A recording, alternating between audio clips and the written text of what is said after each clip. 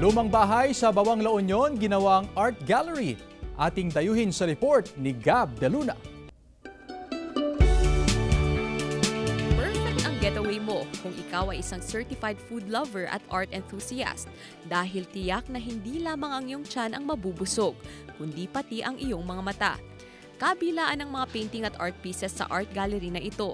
Ayon sa may-ari, bata pa lang siya nakahiligan na niya ang pagpipinta. Nung bata ako, tsaka nung high school, gusto kong pumunta sa mga art gallery tsaka museum. Kaso nga lang wala dito sa probinsya, so sa Manila. So wala naman kaming resources or na pupunta sa Manila. Kaya sabi ko sa sarili ko, later on magtatayo na lang ako ng sarili kong art gallery. Ang regular customer na si Christy na isa ring art enthusiast. Bukod daw sa mga painting, binabalik-balikan din niya ang masasarap na pagkain at maaliwalas na ambience ng lugar. Ang ibang mga nakasabit na paintings, gawa raw ng mga local artist ng probinsya. So nakakatuwa kasi siyempre ang paintings very colorful at saka magaganda rin yung naka-display.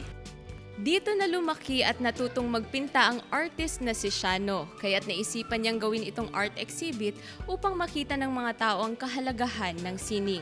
Sa La Union pa rin, halina't tuklasin ang ganda ng isang pasyalan kapiling ang kalikasan sa mismong bayan ng San Juan. Matatagpuan ito sa Barangay Legleg.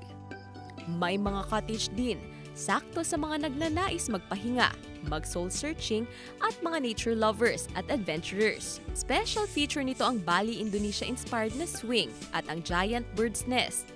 Organic ang mga pagkain dito na galing mismo sa farm.